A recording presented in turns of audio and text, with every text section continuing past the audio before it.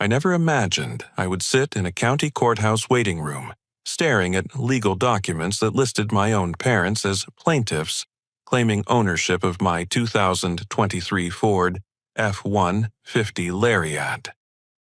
8 years of 60-hour work weeks, saving every penny from construction jobs and weekend landscaping work, all to afford the $82,600 truck I purchased with cash.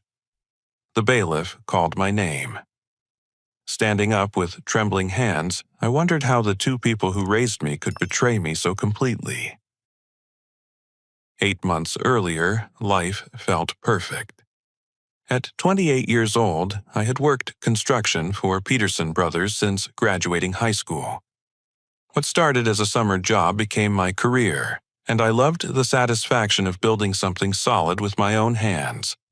The crew treated me like family, and my boss, Jake Peterson, always said I had the strongest work ethic he had ever seen.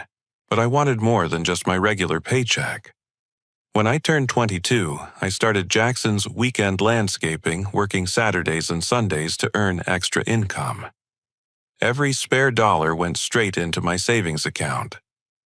While my friends spent money on bars and vacations, I drove my beat-up 2009 Silverado with 300,000 miles and lived in a modest one-bedroom apartment.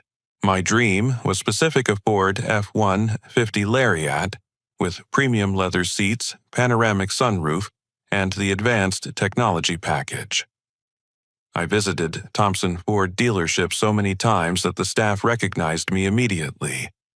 Randy, my salesman, initially thought I was just another young guy dreaming beyond his means. Most people your age finance these trucks over 7 years, Randy said during my third visit, running his hand along the metallic blue paint of my dream vehicle. I shook my head. I want to pay cash, no payments, no interest, just ownership. Randy's expression shifted from skeptical to impressed as I explained my financial plan. Every month I calculated exactly how much I needed to save. I tracked every expense in a notebook, cutting costs wherever possible.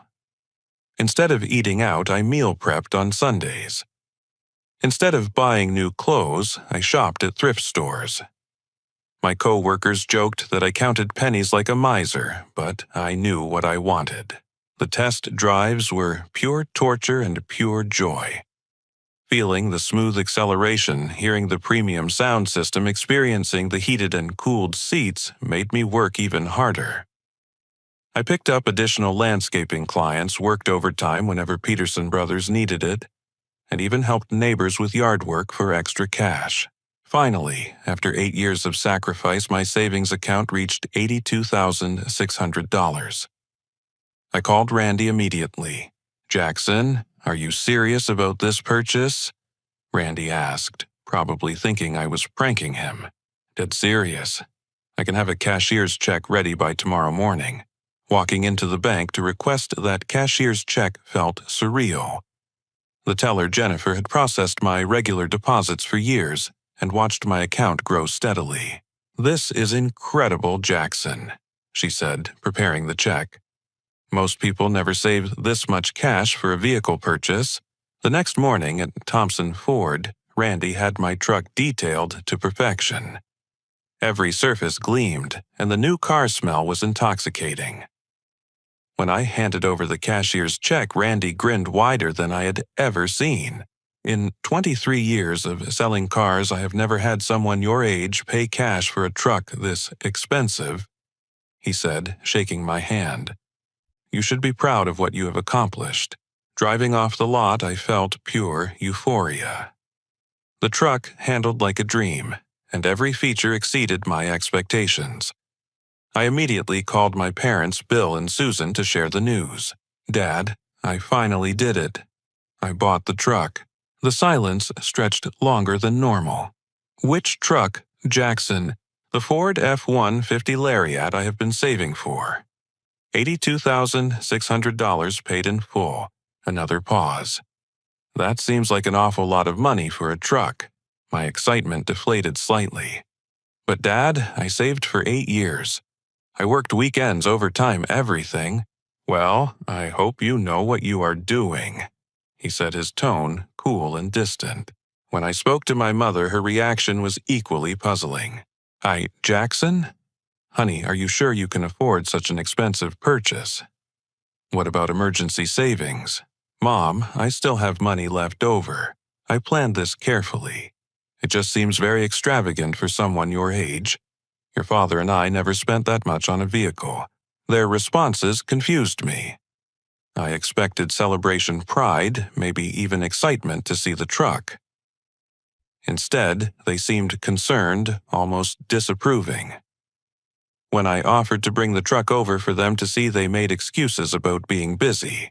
I tried to shake off their negative reaction, but it lingered in the back of my mind. These were the people who taught me the value of hard work, saving money, and setting goals. Why were they not happy about my achievement? 2 weeks later, my father called with an unusual request. Jackson, your mother and I need to borrow your truck for the weekend. We want to visit Susan's sister in Phoenix, and our car needs some work done. Something felt off about the request. What kind of work does your car need? Just some engine trouble. Nothing major, but we do not want to risk breaking down on the highway. I hesitated. The truck was my pride and joy, and I had never let anyone else drive it. But these were my parents, and family helped family. I guess that would be okay. When do you need it? This Friday evening would be perfect. We will have it back Sunday night. Against every instinct, I agreed. Looking back, that decision changed everything. Friday evening, my parents arrived at my apartment to pick up the truck. My father inspected it thoroughly, asking detailed questions about the insurance coverage. You have full coverage, right? What about comprehensive and collision? Of course, Dad. I have the best insurance money can buy. Why are you asking? Just want to make sure we are protected in case anything happens. His questions made me uncomfortable, but I attributed it to parental caution. I handed over the keys and watched them drive away in my beautiful truck. Saturday morning, my phone rang at 7:30. Jackson, it's your father. Quick question about the insurance. Does it cover rental car reimbursement if something happens to the truck? Why would you need a rental car? You are just driving to Phoenix and back. No reason, just curious about the coverage details. The conversation felt strange, but I answered his questions and went about my day. Saturday afternoon, my mother called with an equally bizarre inquiry. Honey, we were wondering about the paperwork situation with the truck. Do you have the title with you? The title? Why would you need to know about the title? Oh, we were just curious. You know how these things work when you are driving someone else's vehicle. Mom, the title is in my name only. It is locked in my safe at home. Is there a problem? No problem at all, sweetheart. Just making conversation.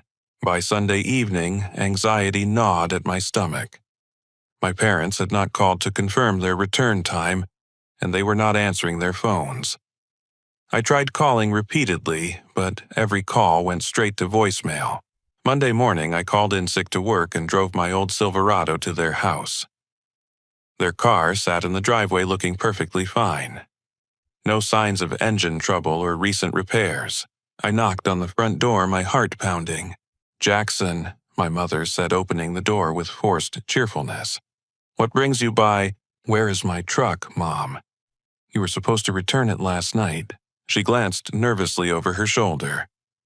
Oh, we had some car trouble on the way back. We need to keep the truck a few more days. Car trouble. Your car is sitting right there in the driveway. My father appeared behind her, his face defensive. We had trouble in Phoenix, not here. We managed to get the car home, but we still need your truck for a few days. Dad, I need my truck back. I have work, I have responsibilities. It will just be a couple more days, son. Family helps family, right?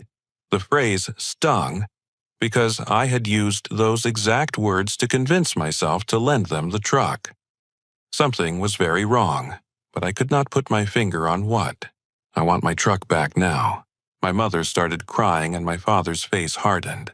Look, Jackson, we are in a bit of a situation. We use the truck as collateral for a loan. The world stopped spinning. You did what? We needed money quickly and the truck was sitting there. We put it up as collateral for $25,000. How could you do that? It is not your truck. My father's voice rose. We raised you, fed you, clothed you for 18 years. The least you can do is help us when we need it. Help you. You committed fraud. You cannot use someone else's property as collateral without their permission. My mother continued sobbing. We did not think you would mind. You have so much money and we are struggling. Struggling with what you never told me you were having financial problems. My father looked away. Credit cards, mortgage payments, other debts.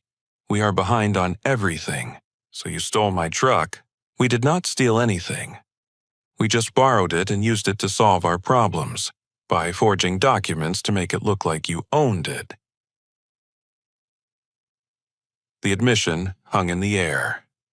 My parents had committed multiple felonies using my truck as collateral for a loan they obtained through fraud. The loan company now had legal claim to my vehicle, and my parents had no way to repay $25,000. Jackson, please, my mother begged. You can help us make the payments. We are family. You are asking me to pay for a loan I never authorized, secured with a truck I bought with my own money. We raised you, my father repeated. You owe us?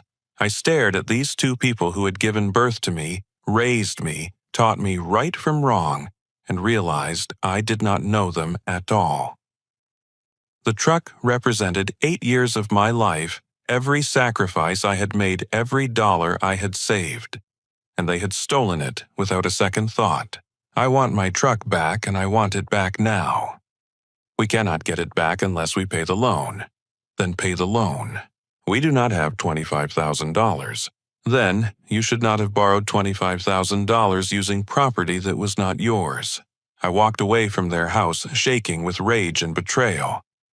My phone buzzed with text after text from my mother begging me to understand, asking me to help family. But they had stopped being family the moment they decided to steal from me. First thing Tuesday morning, I drove straight to my bank. Jennifer, the same teller who had prepared my cashier's check, looked concerned when I explained the situation. Jackson, this is serious. Your parents committed loan fraud using your vehicle as collateral. Do you have your title documents? Everything is in my safe at home. Good, keep them secure. You will need them to prove ownership. She printed 8 years of bank statements showing my steady deposits, regular savings patterns, and the large withdrawal for the truck purchase. The documentation clearly proved I had earned and saved every penny legitimately. My next stop was the law office of Thomas Rodriguez, recommended by Jake Peterson. Rodriguez was a sharp-dressed man in his 50s who specialized in civil litigation and family law. Mr. Jackson, I have seen cases like this before, and they are always complicated when family is involved, he said, reviewing my documentation. Your parents have committed several felonies: loan, fraud, forgery, and theft by deception. What are my options? You can press criminal charges, which would likely result in their arrest and prosecution. Or you can pursue civil litigation to recover your vehicle and damages. What about the loan company? Rodriguez frowned. That is where things get complicated. Meridian Financial. The company that issued the loan has legal rights based on the collateral agreement your parents signed. Even though the agreement was fraudulent, they acted in good faith. So they can keep my truck? Not necessarily, but you will have to prove the fraud and fight for your property. This could take months. The next day, Rodriguez arranged a meeting with Margaret, Chen Meridian Financial's regional representative. Chen was a no-nonsense woman who showed zero sympathy for my situation. Mr. Jackson, I understand your position, but we have a valid loan agreement secured by the vehicle in question. Your parents provided all the necessary documentation they forged. That is a matter for the courts to decide. Until then, we have legal possession of the collateral. I never authorized this loan. I never signed anything.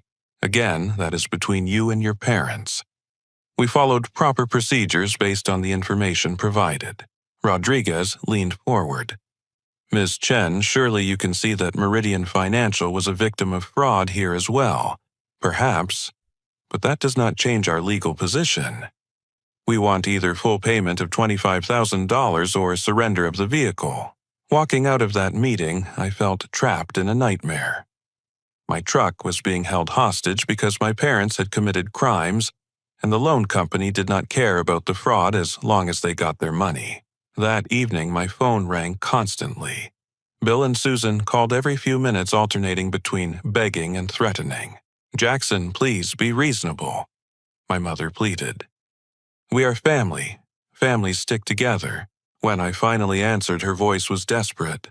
"If you press charges against us, you will destroy this family forever. You already destroyed this family when you stole my truck. We did not steal anything, we just needed help and you were not offering it. I was not offering it because you never asked, you lied and committed fraud instead." My father grabbed the phone. "Jackson, you are being selfish and ungrateful. After everything we have done for you, this is how you repay us. How I repay you, by working 80 hours a week to buy a truck with my own money, by showing off your wealth while your parents struggle." The accusation hit like a physical blow. Showing off, I saved for 8 years to afford that truck. While we were falling behind on bills, losing our house, drowning in debt. And you bought an $82,000 truck. Because I worked for it, because I earned every penny. You could have helped us instead. How was I supposed to help when I did not know you needed help? You should have known. You should have offered. The conversation was insane. They blamed me for not psychically detecting their financial problems while simultaneously punishing me for achieving my goals. Later that week, Rodriguez called with devastating news. "Jackson, your parents have hired an attorney and filed a countersuit. They are claiming you embezzled money from them over the years to afford the truck. They are what? Sharon Walsh is representing them. She has a reputation for aggressive tactics.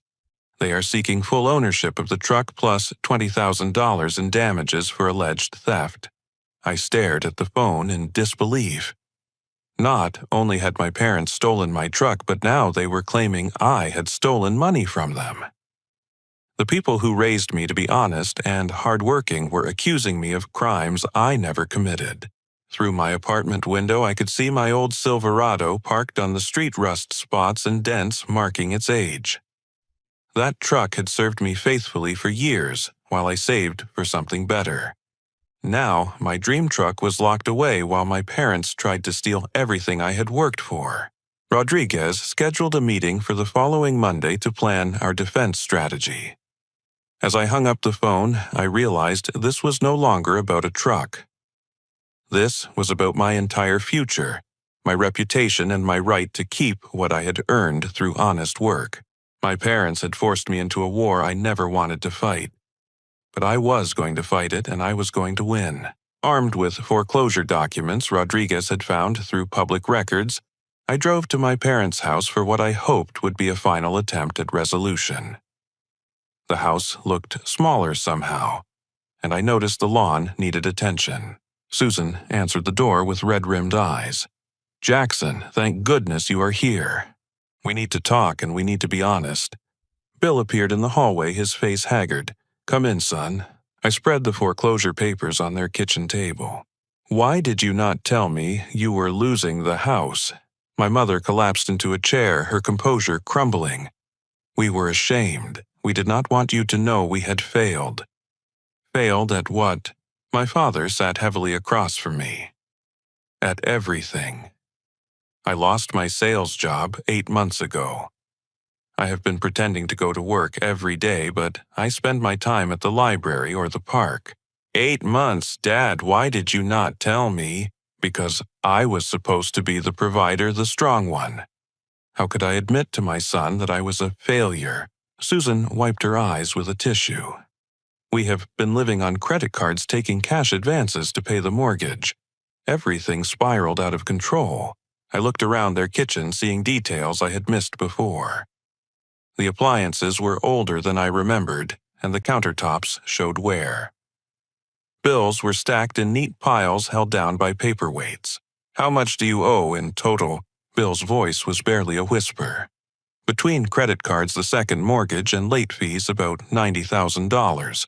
The number was staggering. 90,000. We kept thinking things would turn around. I kept applying for jobs, going to interviews. We used credit to maintain our lifestyle, thinking it was temporary." Susan's voice cracked. "When you bought that truck spending more money than we made in 2 years, something inside us broke." "What do you mean?" "We felt like failures as parents. Our son had more money than we did. It was not supposed to work that way." My father's hands clenched into fists. "We raised you, sacrificed for you, went without things so you could have opportunities. And then you spent $82,000 on a truck like it was nothing." It was not nothing. I saved for 8 years. While we struggled in silence, too proud to ask for help, I felt anger and sympathy warring in my chest. "I would have helped if you had asked. We should not have had to ask." Susan said, her voice rising. "Family should look out for family without being asked. So you decided to steal my truck instead of talking to me." Bill stood up abruptly. "We did not steal anything. We used family resources to solve a family problem." "Family resources?" "It was my truck bought with my money. Money you earned while living in our house, eating our food, using our support system for 22 years. The argument was spiraling into the same circular logic, but now I understood the deeper resentment. My success had somehow become proof of their failure. "I can help you now," I said, trying to find middle ground. "We can sell this house, find you something smaller, create a budget." My father's face turned red with rage. "You think you can just swoop in and fix everything? You think you are better than us now? I do not think I am better than anyone.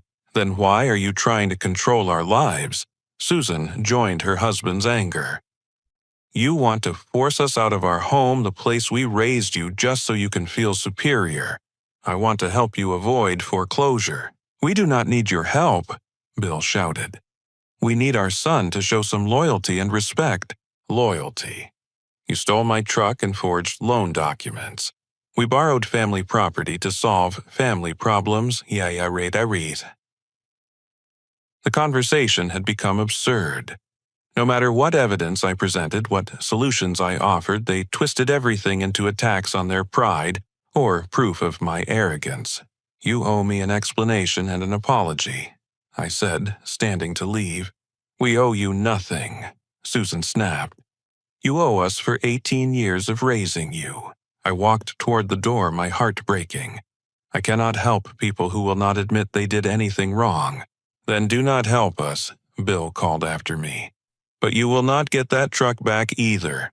Outside in my old Silverado, I sat in their driveway and cried. These people had taught me my values, my work ethic, my sense of right and wrong. How could they be so completely wrong about this situation? At work the next day, Jake Peterson noticed my distress immediately. "Jackson, you look terrible. What is going on?" I explained the situation, leaving out no details. Peterson listened without interruption, his expression growing more serious with each revelation. "Son, I went through something similar with my brother 5 years ago. He needed money for gambling debts and forged my signature on a business loan." "What did you do?" "I pressed charges. It was the hardest thing I ever did, but it was the only way to protect myself and teach him there were consequences." "Did it work?" Peterson's smile was sad. "He went to rehab, got his life together, and eventually paid me back every penny. We have a relationship now, but it took 3 years of him proving he had changed. My parents think I am being selfish. Jackson, enabling someone's bad behavior is not love. It is cowardice disguised as kindness." That afternoon, Rodriguez called with more bad news. "Walsh has filed additional motions, claiming you manipulated elderly parents and stole money from them over several years. She is painting you as a predatory son who took advantage of their generosity." Elderly. My dad is 54, and my mom is 52. I know, but Walsh is building a narrative. She has also requested financial records going back to when you were 18. Can she do that? She can request anything. Whether the court grants it is another matter. When I got home, I found a voicemail from my Uncle Carl, my father's brother. Jackson, your parents called and told us what you did to them. I am disappointed in you, son. Family is family, and you should be ashamed of yourself. More calls followed. Cousins, aunts, family, friends, all convinced by my parents' version of events. In their story, I was the ungrateful child who refused to help desperate parents, and then had them arrested when they tried to solve their problems. My reputation in our tight-knit community was crumbling, built on lies my parents were spreading to justify their crimes. But the worst call came from my father the next evening. I hope you are happy, Jackson. Your mother is in the hospital. The stress of fighting her own son gave her a heart attack. The hospital waiting room smelled of disinfectant and fear. Susan had suffered what doctors called a cardiac event, brought on by stress and anxiety. As I sat in uncomfortable plastic chairs, guilt and anger battled in my mind. Rodriguez met me there with a stack of legal documents. Jackson, I know this is difficult timing, but Walsh has accelerated her filings. She is using your mother's hospitalization to paint you as someone who attacks family members. My mother is sick because she committed fraud and got caught, not because I defended myself. I agree, but Walsh is spinning it differently. She has filed for an emergency injunction to prevent you from pursuing criminal charges while your mother recovers. Dr. Patricia Williams emerged from the cardiac unit, her expression professional but compassionate. Your mother is stable. The event was relatively minor, but she needs to avoid stress and make significant lifestyle changes. Can I see her? She specifically asked not to see you. I am sorry. The rejection stung, but I had expected it. Rodriguez guided me to a quiet corner of the waiting area. We need to focus on building our defense. The bank has provided 8 years of your financial records, and Peterson Brothers has given us your complete employment history. What about the loan company? Meridian Financial is cooperating. They want this resolved as much as we do. They have provided copies of all the fraudulent documents your parents submitted. Over the next week, we assembled our evidence like building a fortress. My tax returns showed consistent income from construction work and my landscaping business. Bank statements proved every deposit, every savings milestone, every legitimate dollar I had earned. Peterson provided character references from clients, co-workers, and suppliers who had worked with me over the years. His letter to the court was particularly powerful. Jackson Miller has worked for Peterson Brothers Construction for 10 years. In that time, he has never missed a day without calling, never failed to complete a project on time, and has earned the respect of everyone who knows him. His integrity is unquestionable, and his work ethic is unmatched among young people I have employed. But Walsh was not sitting idle. She began contacting my friends, co-workers, and former clients, fishing for information that could damage my reputation. Jackson, someone called asking questions about you and your landscaping business, said Maria Santos, one of my regular landscaping clients. She wanted to know if you ever overcharged or did shoddy work. What did you tell her? The truth, that you are the most honest, hardworking person I know. But Jackson, what is this about? Explaining the situation to clients and friends was humiliating, but their support was overwhelming. Every person Walsh contacted provided glowing character references instead of the dirt she was seeking. Meanwhile, my relationship with Amanda deepened as she witnessed my integrity under pressure. We had been dating for 6 months, but the crisis revealed her true character. Jackson. I watched my parents go through a nasty divorce when I was 16. I know what family legal battles look like, and I know the difference between right and wrong. You are doing the right thing. It does not feel like it when my mother is in the hospital. Your mother is in the hospital because she and your father made terrible decisions and got caught. That is not your fault.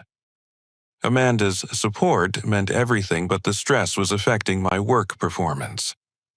I made a measurement error on a Peterson Brothers project that cost the company $2,000 in wasted materials. Jake Peterson called me into his office the next morning. "Jackson, you are human. Everyone makes mistakes under pressure, but I cannot have you working construction when your mind is somewhere else." My heart sank. "Are you firing me? I am giving you paid administrative leave until this legal situation is resolved. The company has a fund for employees dealing with family emergencies and you qualify. Jake, I cannot accept charity. It is not charity. It is an investment in a valuable employee who is going through temporary difficulties." Peterson's generosity was humbling, but it also gave me time to focus entirely on the legal battle. Rodriguez hired private investigator Carlos Mendez to dig deeper into my parents' finances. What Mendez discovered was shocking. "Jackson, your father has been working under-the-table construction jobs for 2 months while collecting unemployment benefits. That is fraud. Are you sure? I have photographs of him working job sites and I spoke to the contractors paying him cash. What else? Your mother has a secret savings account with $8,000 from selling family antiques and jewelry. She has been hiding assets while claiming poverty." The evidence of my parents' deception kept mounting.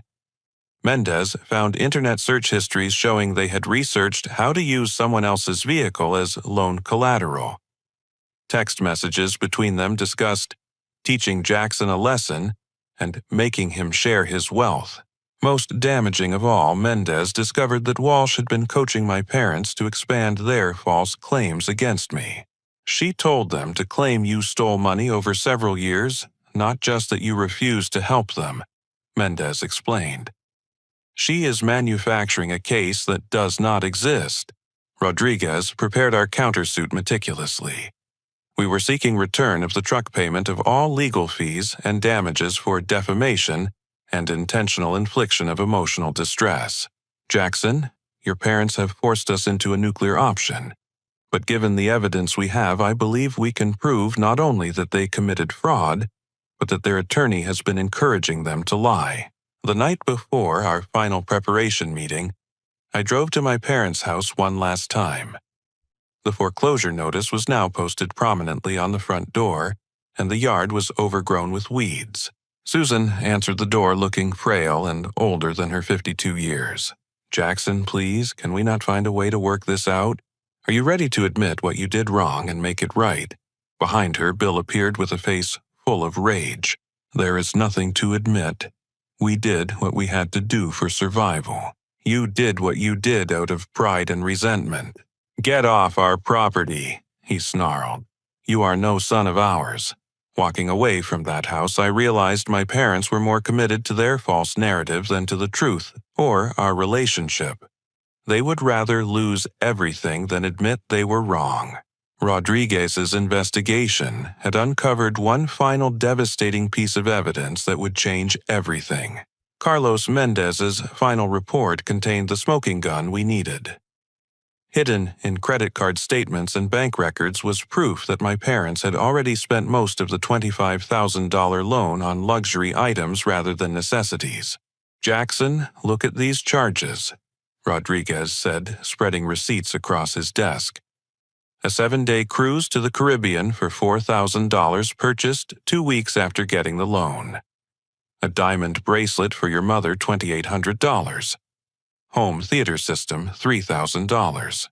They said they needed money for mortgage payments and basic living expenses. They spent less than $6,000 on actual bills. The rest went to items they wanted but could never afford." The evidence destroyed their claims of desperation. While Susan was in the hospital claiming stress from fighting her own son, she had been wearing a diamond bracelet bought with money stolen from me. This proves they were not desperate victims trying to save their home. They were opportunistic thieves who saw your success as something they deserved to share without earning it. Mendez had also uncovered evidence of Walsh's coaching. Recorded phone calls showed her encouraging my parents to expand their false claims against me. She told them to say you had been taking money from them since you were 18. She helped them create a timeline of alleged theft that never happened. Can we use that in court? Absolutely. It proves both fraud and suborning perjury. 3 days before the hearing, I attempted one final reconciliation with my parents. I drove to their house with a comprehensive settlement offer prepared by Rodriguez. They could drop all false claims against me, return my truck, and accept my help restructuring their debts. I would not press criminal charges, and I would loan them money to avoid foreclosure if they entered financial counseling. Bill answered the door with Walsh standing behind him. Mr. Jackson. Walsh said before I could speak, any communication needs to go through me. I am trying to offer my parents a way out of this mess without going to court. Your parents have made their position clear. They want what is rightfully theirs. Rightfully theirs. They stole my truck. Walsh's smile was cold and professional. Your parents invested 18 years in raising you. They consider your success partially theirs. My success belongs to me because I worked for it. That is a matter of opinion. Behind Walsh, I could see my parents standing in their living room surrounded by the luxury items they had purchased with stolen money. The home theater system dominated one wall, and Susan wore the diamond bracelet even though she was supposedly recovering from a stress-induced heart attack. Bill, Susan, this is your last chance to do the right thing. My father stepped forward, his face hard with pride and resentment. The right thing is for you to take care of your family like we took care of you. I offered to take care of you. You chose to steal from me instead. We chose to claim what we were owed. You were owed nothing. You chose to have children, and that came with responsibilities you fulfilled because it was your legal and moral obligation. Susan's voice was bitter. So we get nothing for 18 years of sacrifice. You get the satisfaction of raising a son who became successful through hard work and honesty. You get to be proud of what you accomplished as parents. We get to watch our son ignore our needs while spending money like water. Spending money I earned over 8 years of saving. Walsh interrupted the exchange. Mr. Jackson, this conversation is inappropriate. Please leave. I looked at my parents one final time, seeing strangers wearing familiar faces. I tried to save this family. You chose to destroy it. Walking back to my truck, I felt something shift inside me. The guilt and confusion were gone, replaced by clarity and resolve. These people had taught me right from wrong, then abandoned those principles when it suited them. Rodriguez was waiting in his office with our final preparation materials. How did it go? They are committed to their lies. Walsh has convinced them they can win. Good. That means they will not accept a reasonable settlement which gives us justification for pursuing maximum damages. What are our chances? Rodriguez's confidence was unshakable. Jackson. I have been practicing law for 28 years. I have never had a case with evidence this overwhelming. Your parents committed multiple felonies, lied to attorneys, and wasted stolen money on luxuries while claiming desperation. And Walsh, she will be lucky if she does not face disciplinary action for suborning perjury. The night before court, I sat in my apartment looking at 8 years of financial records, employment documents, and character references. Every piece of evidence told the same story: a young man who worked hard, saved money, and achieved his goals through legitimate means. My phone buzzed with a text from Amanda. Tomorrow, you get your truck back and your life back. I am proud of you for fighting for what is right. Peterson had called earlier to wish me luck. Son, you are doing what every honest person should do when faced with fraud and theft. Do not let anyone make you feel guilty for protecting yourself. Even my old clients had sent messages of support. Maria Santos had written, Jackson, you landscaped our yard with such care and precision. That same integrity will carry you through this legal battle. As I fell asleep, I thought about the 8-year journey that had led to this moment. Every early morning, every overtime shift, every weekend spent working instead of relaxing had brought me to this point. I had earned the right to own that truck through honest labor, and I would not let thieves steal it, regardless of what DNA we shared. Tomorrow, justice would finally be served. The courthouse was packed with family members, friends, and supporters when I arrived that morning. Amanda squeezed my hand as we walked past my Uncle Carl, who refused to make eye contact. Some family relationships might never heal, but I had learned to value the people who supported truth over blood ties. Judge Patricia Harrison presided over the hearing with stern efficiency. She had reviewed all the evidence in advance and clearly had little patience for frivolous litigation. Rodriguez presented our case methodically, like building a house from the foundation up. He started with my employment record showing 10 years of consistent work at Peterson Brothers and 6 years of successful landscaping business. Your Honor, the evidence shows that Jackson Miller earned every dollar he saved through legitimate employment. Bank records confirm regular deposits matching his pay stubs and business income. Peterson took the witness stand and testified about my character and work ethic. Jackson is the most reliable employee I have ever had. He has never missed work without calling, never failed to complete a project, and has earned respect from every client and coworker. His integrity is absolute.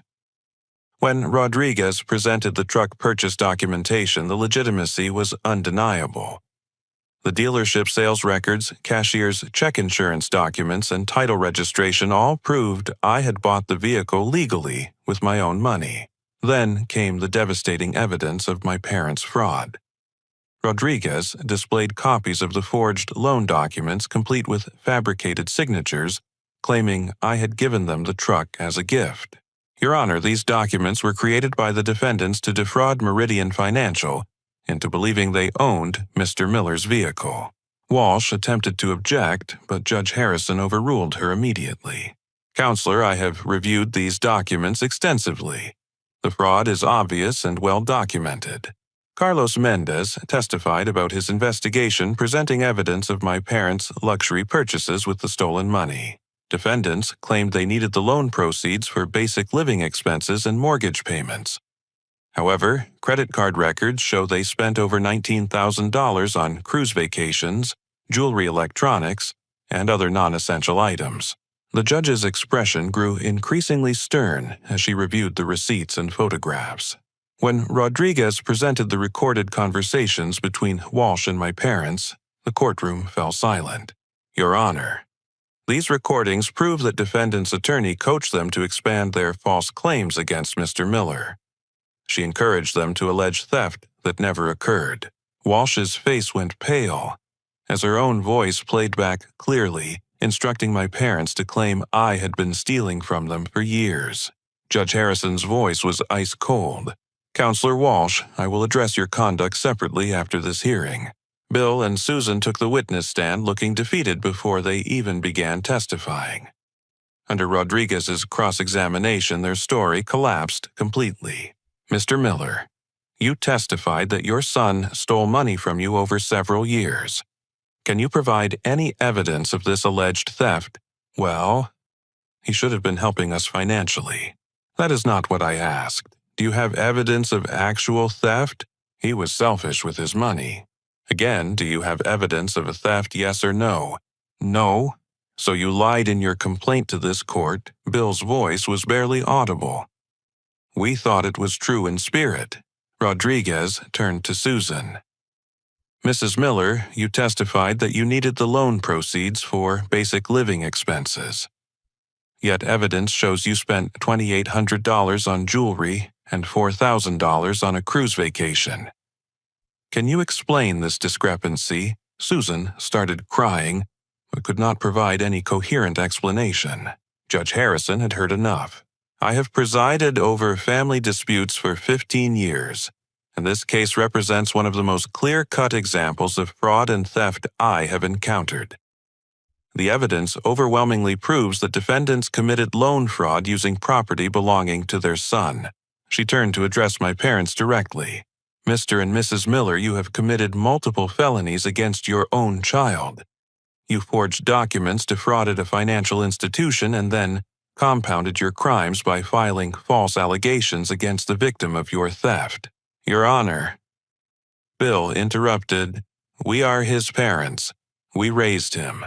And that makes your crimes more despicable, not less. Parents are supposed to protect their children, not steal from them." Judge Harrison's ruling was swift and comprehensive. I hereby order the immediate return of the 2023 Ford F-150 Lariat to Jackson Miller, who is the rightful and legal owner. Defendants are ordered to satisfy the fraudulent loan with Meridian Financial within 30 days or face criminal prosecution. Furthermore, defendants are ordered to pay all of plaintiff's legal fees and court costs totaling $38,000. Finally, I am awarding damages to Mr. Miller for defamation and intentional infliction of emotional distress in the amount of $15,000. Ms. Walsh, you will remain after this hearing to discuss potential disciplinary action for suborning perjury. As the gavel fell, I felt 8 months of stress and anger drain from my body. Amanda hugged me tightly while Peterson clapped me on the back. "Son, you fought for what was right and won. That takes courage." My parents sat at their table looking stunned and defeated. Susan was crying, but Bill stared straight ahead with the same stubborn pride that had caused this entire mess. Outside the courthouse, Rodriguez shook my hand with genuine satisfaction. "Jackson, justice was served today. Your integrity and perseverance paid off." What happens next?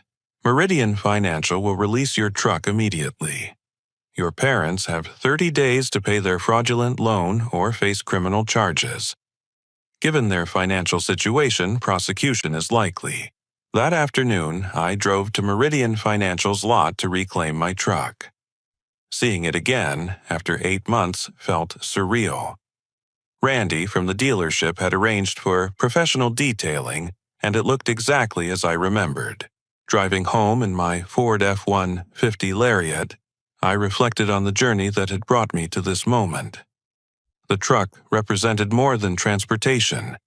It symbolized the principle that hard work and honesty would be rewarded, that people could not simply steal what others had earned. Over the following weeks, my reputation in the community was fully restored as the truth spread. Uncle Carl called to apologize along with other family members who had believed my parents' lies. "Jackson, we should have known better. Your character speaks for itself." Peterson promoted me to project supervisor, recognizing that I had proven my integrity under the most intense pressure possible. "Son, anyone can be honest when it is easy. You showed honesty when it cost you everything.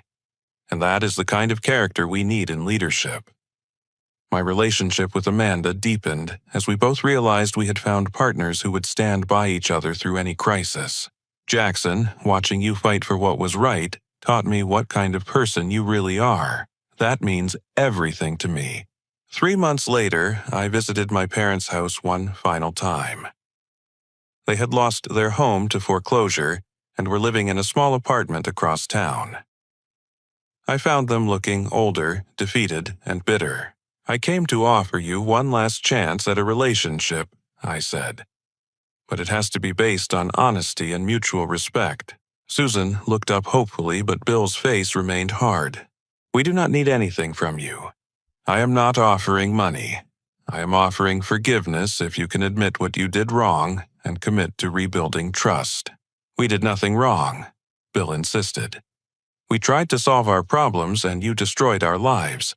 You destroyed your own lives by committing crimes instead of asking for help." Susan reached out tentatively. "Jackson, maybe we could try counseling family therapy." Bill stood up abruptly. "We are not begging our son for anything." I realized that some people would rather lose everything than admit they were wrong. My father's pride was more important to him than our relationship, and my mother would follow his lead. "The door is always open if you change your minds, but I will not allow you to abuse me or anyone I care about ever again." Walking away from that apartment, I felt sad, but not guilty. I had offered them every possible chance for redemption, and they had chosen bitterness over growth. 6 months after the court victory, I was promoted again at Peterson Brothers and had saved enough money to put a down payment on my own house. Amanda and I moved in together, building a life based on honesty, hard work, and mutual support. The experience had taught me that family is not defined by blood relationships, but by love, respect, and shared values. Peterson had become more of a father figure than my biological father. Amanda had shown more loyalty than my parents ever had.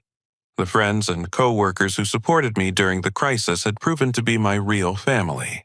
My 2023 Ford F-150 Lariat remained a symbol of what could be achieved through dedication and perseverance. Every time I drove it, I remembered the 8 years of sacrifice that made it possible, and the 8 months of fighting that kept it mine. The deepest lesson was about self-worth and boundaries. I had learned that protecting yourself from people who claim to love you is sometimes the most loving thing you can do for yourself and them. True love does not require you to accept abuse, theft, or manipulation. Some relationships cannot be saved when one side refuses to acknowledge wrongdoing or change destructive behavior. But walking away from toxicity creates space for healthy relationships to flourish. As I write this story, my parents have never apologized or admitted wrongdoing. They lost their house, damaged their credit, and destroyed relationships with extended family members who learned the truth. Bill eventually found another sales job, but their financial situation never recovered.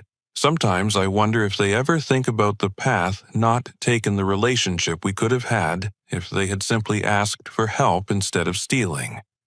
But I have learned that you cannot save people who refuse to be saved. My life today is built on the foundation of honest work, genuine relationships, and clear boundaries. The truck in my driveway represents not just personal achievement, but the principle that integrity will be rewarded, even when it seems like the whole world has turned against you. Have you ever had to choose between family loyalty and doing what was right? How did you handle a situation where people you loved tried to take advantage of your success or generosity? I believe that standing up for yourself teaches others how to treat you, even when those lessons are painful for everyone involved. Thank you for listening to my story.